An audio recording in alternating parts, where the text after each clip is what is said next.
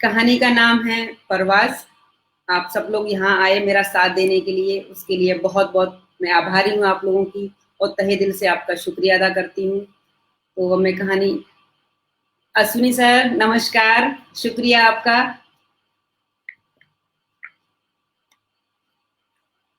जी, अब मैं कहानी शुरू करती हूँ। कहानी का शीर्षक है परवाज़। सुबह से श्रुति ने ड्राइंग रूम का सारा सामान निकालकर बाहर आंगन में रख दिया था। झाड़ू लेकर कमरे के हर कोने को साफ करके कमरे की प्रत्येक चीज को पुनः व्यवस्थित करके ही उसने सांस में सांस ली थी। ऐसा नहीं था कि आजकल में कोई मेहमान या रिश्तेदार घर में आने वाला था। कोई देख लेता तो अवश्य पूछ बैठता, घर में कोई आने वाला है जो इस तरह से घर की सफाई कर रही है। लेकिन ये सब पूछने आई भी कौन, क्योंकि आसपास के सभी लोगों को उसके बारे में पता चल चुका है कि हर रविवार को वो इसी तरह से अपने घर की सफाई करती है। इसे हम उसकी हॉबी भी कह सकते हैं। जब तक वो अपने हाथों से ये सब नहीं कर लेती उसे चैन नहीं मिलता।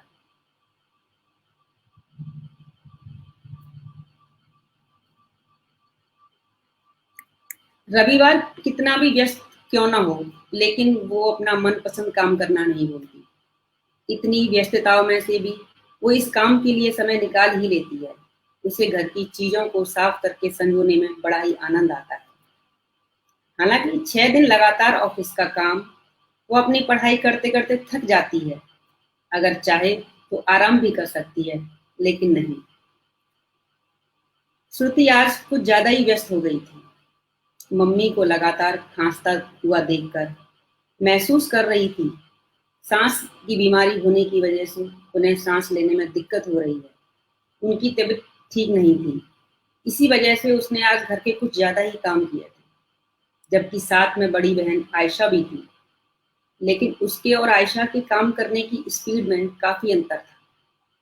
जितनी देर में श्रुति 4 काम करती तो आयशा 1 काम, जिस कारण काम की अधिकता होने से वो बहुत थक चुकी थी। शाम के 7 बज चुके थे। सब खाने के इंतजार में बैठे थे। श्रुति ने देखा वाटर कूलर में पीने का पानी खत्म हो गया है। बहुत थकान होने की वजह से उसने अपने छोटे भाई काकू को किचन में से ही आवाज लगाई, जो कि उससे उम्र में 5 वर्ष छोटा था। काकू, ओ काकू, जा नीचे फिल्टर में से वाटर कूलर भर कर ले आ, पीने का पानी खत्म हो गया है। वो अपनी बहन की आवाज को अनसुना करके टीवी देखता ही रहा। श्रुति ने दोबारा आवाज लगाई तो वो गुस्से से उठकर श्रुति के पास आया और जोर से चिल्लाने लगा, मैं नहीं जा रहा हूं पानी लेने, तू खुद क्यों नहीं ले आती है? घर में आ जाऊं तो 1 मिनट भी चैन से नहीं बैठने देते। और वापस आकर टीवी देखने लगा। श्रुति उसका मुंह देखती ही रह गई। उसे बहुत बुरा लगा, लेकिन ये कोई नई बात नहीं थी। वो अक्सर श्रुति से ऐसे ही चिल्लाकर बात करता था। उसकी शिकायत करने जब वो माँ के पास गई तो माँ ने उसी को डांटते हुए कहा, श्रुति, तुझे क्या परेशानी होती है? जब भी काकू घर में आता है तो किसी न किसी काम के लिए उसे आवाज लगाती ही रहती है। चल जा, अब जो कुछ भी करना है तू खुद ही कर लिया कर। वैसे भी बाहर के सारे काम तो यही करता है। जब घर के काम भी यही करेगा तो मैं तुम 2-2 लड़कियों का अचार डालूंगी।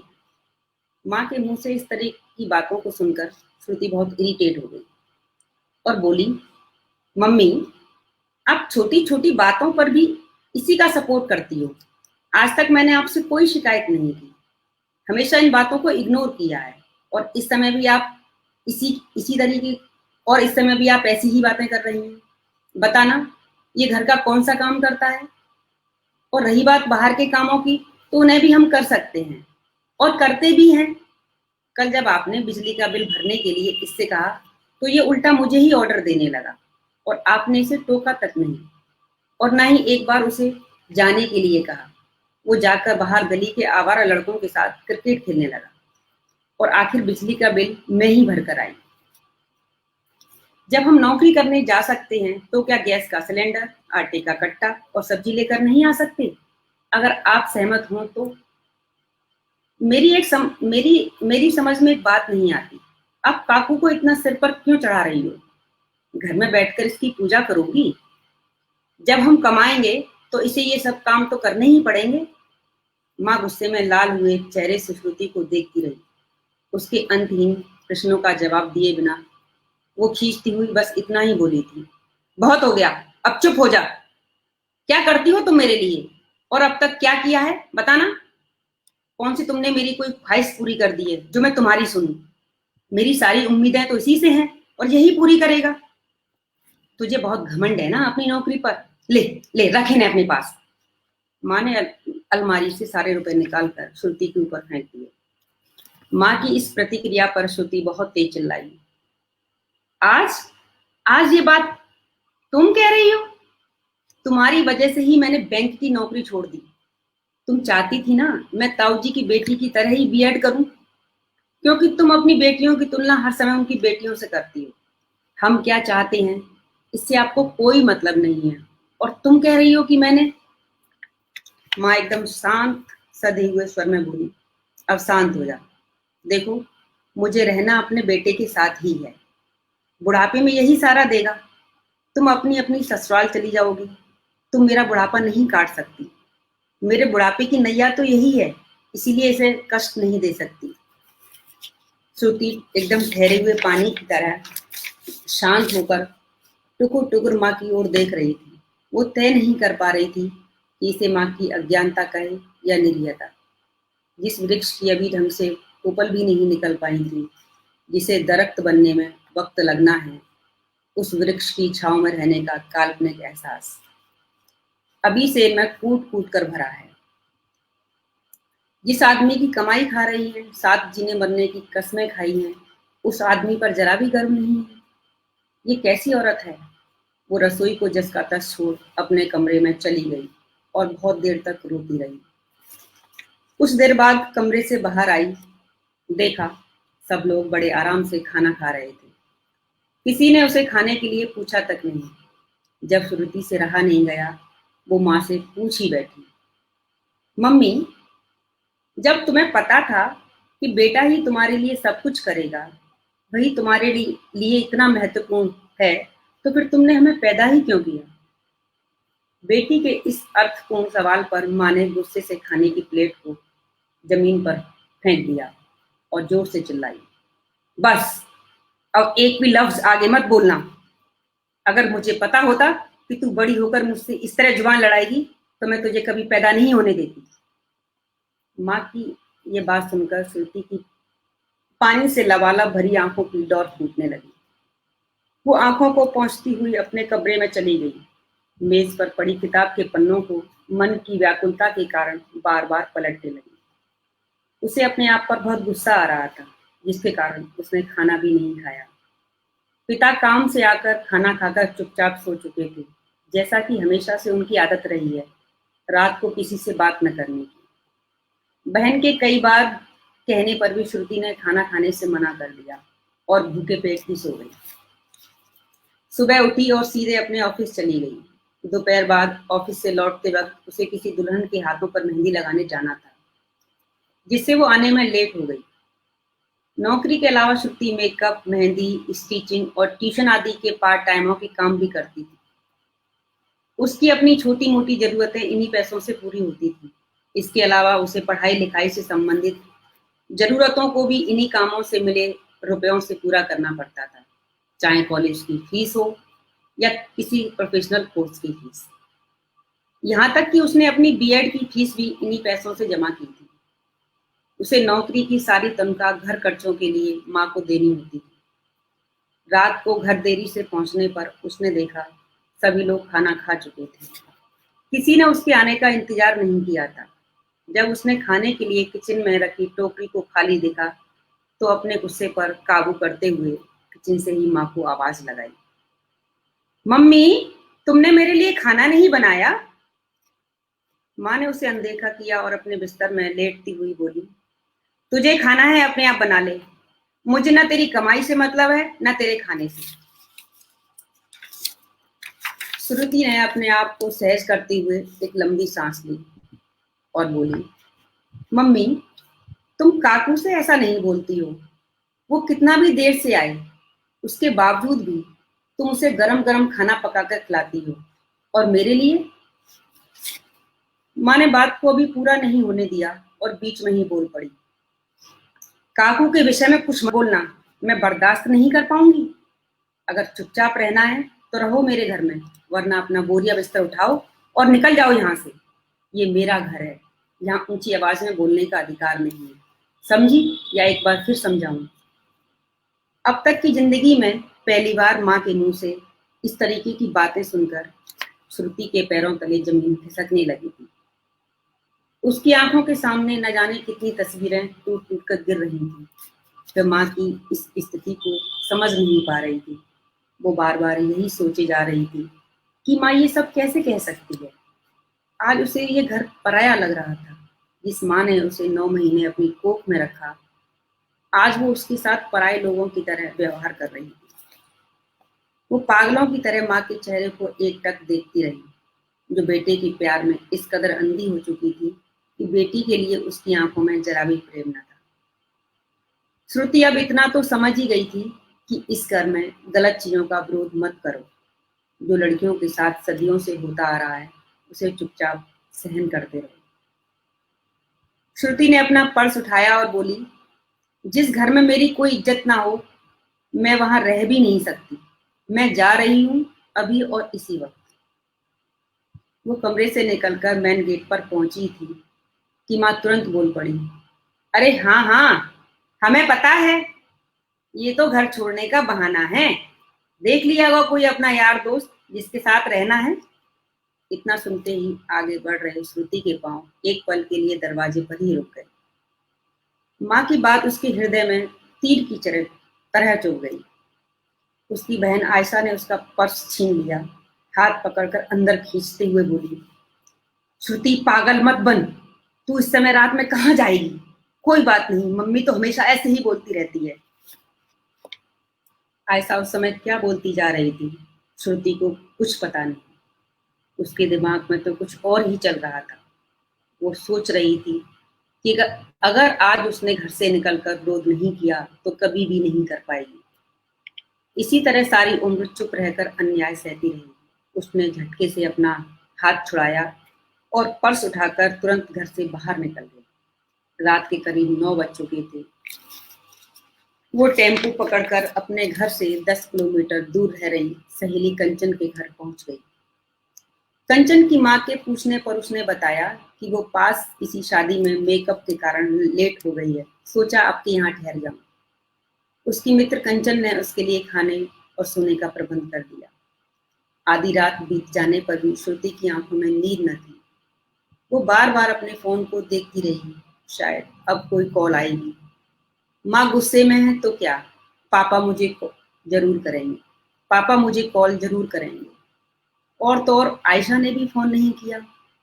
वो तो मेरे बिना एक पल भी नहीं रह सकती। फोन को देखते देखते रात के किस पहर में सो गई उसे पता ही न चला। सुबह उठते ही उसने तुरंत फोन को देखा, किसी का कोई कॉल नहीं था। वहां से वो सीधे ऑफिस पहुंच गई। आज का दिन उसे अपनी जिंदगी का एक अजीब सा दिन महसूस हो रहा था। उसे बहुत घबराहट हो रही थी। वो समझ नहीं पा रही थी लौटकर घर जाए या आगे की सारी चीजें अपनी तरीके से तय करे। कुछ देर सोचने के बाद उसने निश्चय किया कि वो अपनी जिंदगी अपने तरीके से जिएगी। हालांकि ये सब करना उसके लिए आसान नहीं था, लेकिन वो दृढ़ थी। जब शाम तक भी उसके घर वालों ने उसकी कोई खोज खबर नहीं ली, तो उसने सारी बातें अपने सहकर्मी मित्र पल्लवी को बताई। पल्लवी ने हमदर्दी दिखाते हुए उससे कहा, कोई बात नहीं यार, 2-4 दिनों के लिए तू मेरे घर में रह लेना। मैं अपनी मम्मी से कह दूंगी तेरे घर वाले सब लोग बाहर गए, घर में कोई नहीं है, और इन 2-3 दिनों में तेरा और तेरी मम्मी का गुस्सा भी शांत हो जाएगा और तू घर चली जाना। श्रुति एकदम शांत बैठी, कुछ नहीं बोली। पल्लवी को लगा श्रुति किसी गहरी सोच में डूबी है। उसने उसको झकझोर कर कहा, वैसे मुझे कोई परेशानी नहीं है, तू ज्यादा दिन भी मेरे घर रह सकती है, लेकिन मेरी मम्मी थोड़े ना पुराने ख्यालात की हैं। जब उन्हें पता चलेगा कि तू। श्रुति उसकी पूरी मानसिक स्थिति को भांप गई और बोली, पल्लवी, मैं सारी बातों को समझ रही हूँ। तू मेरी वजह से किसी परेशानी में मत पड़। अगर हो सके तो एक कमरा किराए पर दिला दे। मेरे लिए तेरी यही सबसे बड़ी मदद होगी। आखिर पल्लवी ने उसे अपने घर के पास एक कमरा दिलवा दिया। दूसरे दिन सुबह पिता को श्रुति दिखाई नहीं दी तो उन्होंने श्रुति की माँ से पूछा। उन्होंने बात को यह कहकर आया गया कर दिया कि वो अपनी सहेली कंचन के घर गई है। जब तीसरे दिन भी श्रुति घर नहीं आई तो माँ के कहने पर आयशा ने कंचन को फोन पर सारी बातें बता दी और श्रुति को समझाकर घर भेजने के लिए कहा। कंचन आयशा की बात सुनकर बहुत ही शॉक्ड हुई। उसने बताया कि श्रुति कल ही सुबह उसके घर से चली गई और उसने तो ऐसा कुछ भी नहीं बताया। इतना सुनते ही आयशा ने फोन काट दिया। जब पिता को सारी बातें मालूम हुई तो वो बहुत नाराज हुए। उन्होंने फोन करके श्रुति को घर आने के लिए कहा तो उसने घर आने से मना कर दिया। ऑफिस पहुंचकर उन्हें पता चला कि श्रुति अपनी सहेली के साथ अपने कमरे पर जा चुकी थी। ऑफिस से पल्लवी के घर का पता लेकर वो उसके कमरे पर पहुंच गए। बेटी को घर लौटने के लिए समझाने लगे। बेटा लड़कियों को इस तरह घर छोड़ना शोभा नहीं देता। तुम्हें अपनी माँ की बातों का इतना बुरा नहीं मानना चाहिए था। लड़कियों का काम ही चुप रहना होता है। यही हमारी परंपराएं और संस्कृति है। वो बहुत ही संदेह की नजरों से अपने पिता को देख रही थी। ये वही पिता हैं जो अखबार में किसी महिला के साथ अन्याय की खबर पढ़कर ही कहते हैं महिलाओं को अपने अधिकार और आत्मसम्मान के लिए खुद लड़ना चाहिए।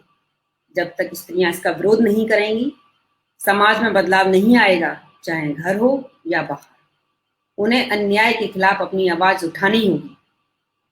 आज आज उनके इस चरित्र को देखकर श्रुति बेचैन होने लगी। उसे कमरे में घुटन महसूस हो रही थी। वो बाहर खुली हवा में सांस लेना चाहती थी।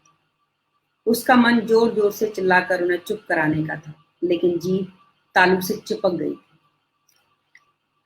श्रुति ने अपने पर्स से पानी की बोतल निकाली और एक ही सांस में गटागट पी गई।